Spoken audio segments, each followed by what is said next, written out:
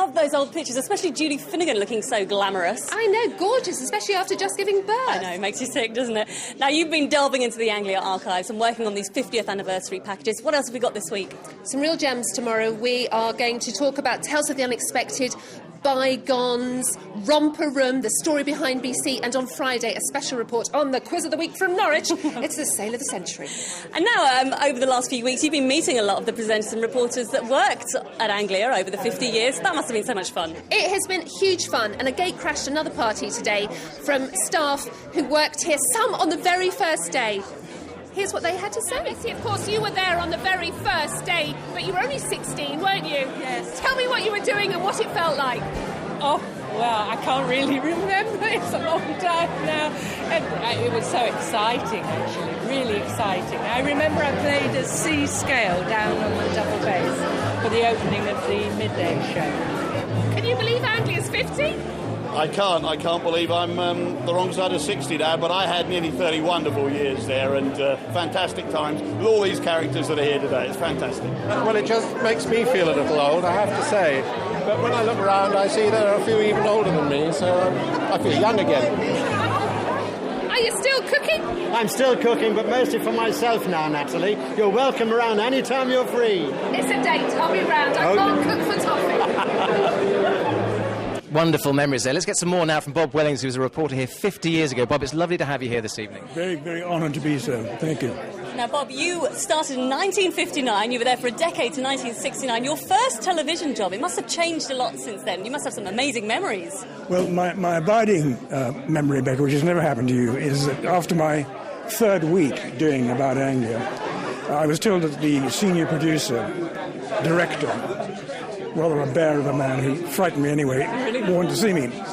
So I went up to his office and went into his office, and he said, "Don't sit down, this won't take long." And he said, "Bob, look, with most people who are new to television, our problem is to make them look relaxed. With you, we don't have this problem. You just look ruddy asleep." And Becky, he didn't say ruddy, but I'll save your blushes. You're certainly not asleep this evening, Bob. Just how different was it from then to now?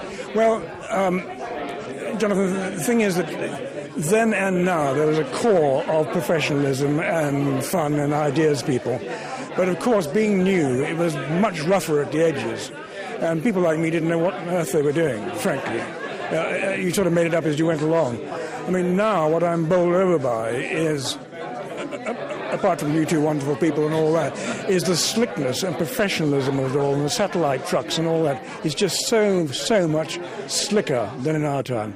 Oh, that's good. Bob, it's been so lovely to have you with us this evening. If we could ask you just to do one more thing, if you could look at that camera there and introduce the next package. That'd be right, great. Thank you very much. They give me one line to learn. I'm not sure I've learned it. We've seen the news from 50 years ago, but what about the weather?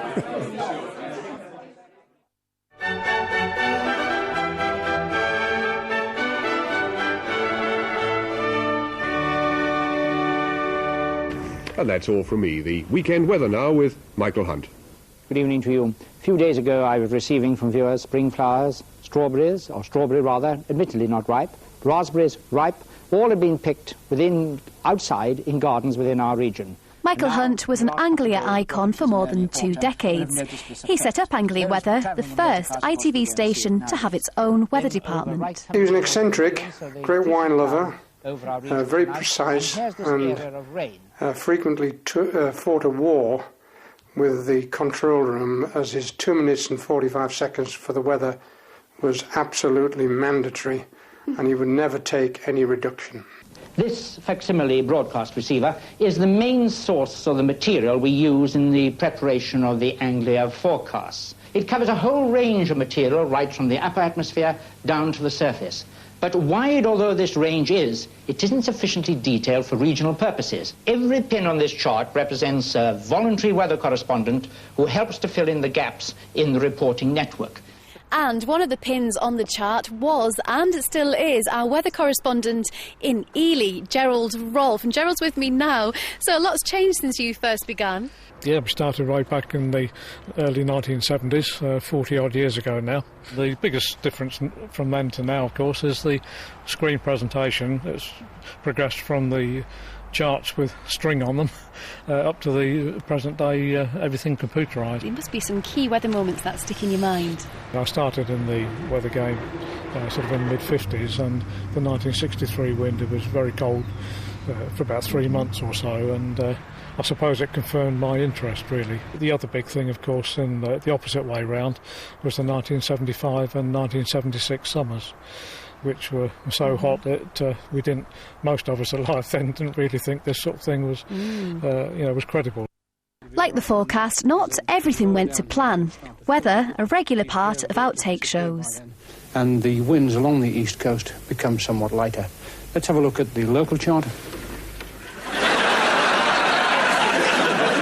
It's good here, isn't it? It was terrific. I mean, we went from paper charts and pens to computer technology, which we imported from America. We were the first regional company to use it. It's an infrared picture, particularly Over the years, the faces of weather come and go, but the forecast remains the same.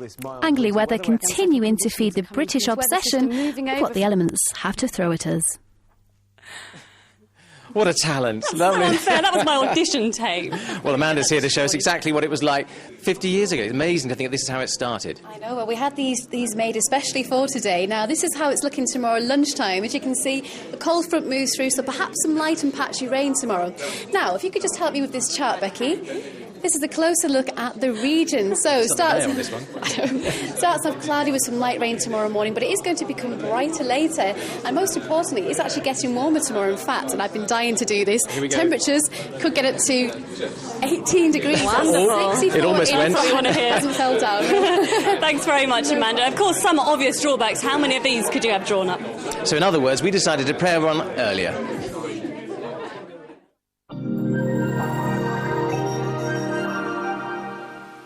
You can't control the...